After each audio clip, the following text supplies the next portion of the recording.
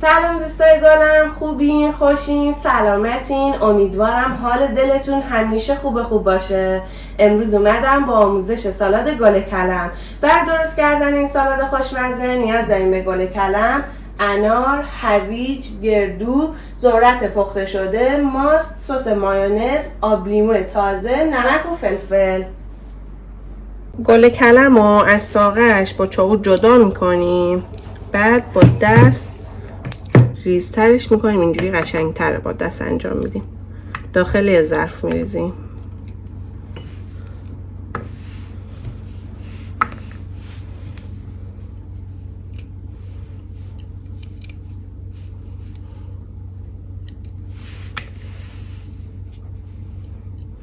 گل کلم فواید زیادی داره برای کسایی که آرتروز دارن، برای کاهش وزن، حتی کسایی که فشار خون دارن خیلی مفیده. پس میتونه گزینه مناسبی برای مصرف روزانه‌تون باشه.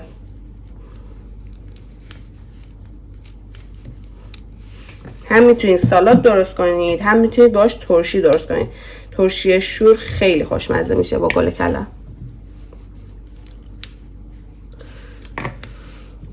خب گل کلم رو قشنگ ریزش کردم. حالا انار رو دون میکنم و بهش اضافه میکنم.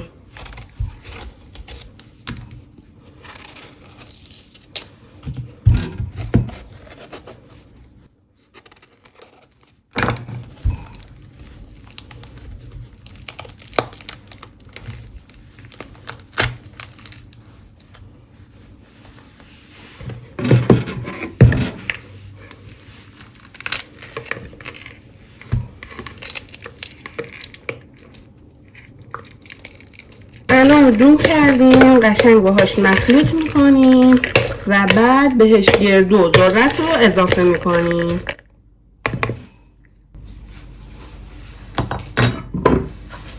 این از ذرت،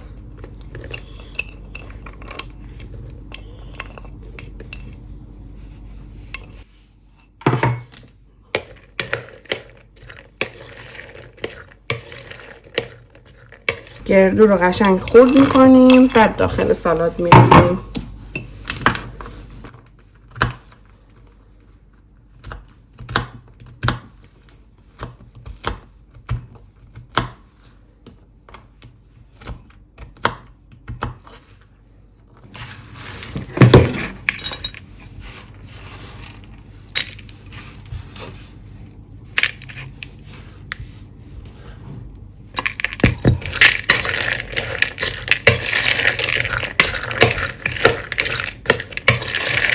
در آخر بهش هویج رنده شده رو اضافه میکنیم.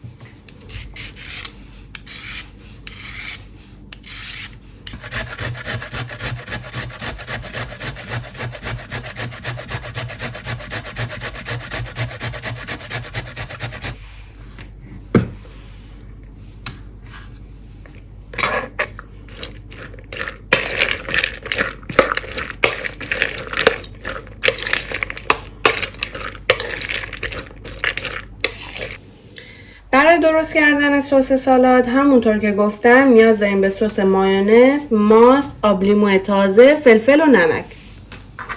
خب یک مقداری سس داخل ظرف میریزم، یک مقداری ماست،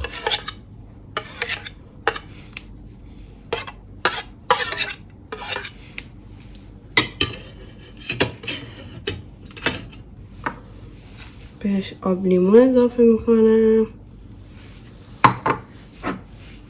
و فلفل نمک.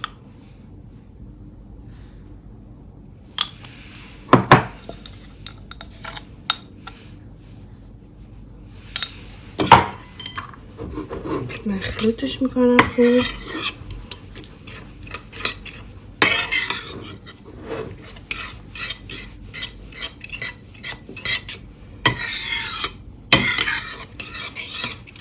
حالا سس رو به سالاد اضافه میکنم و قشنگ با هم مخلوطش میکنم.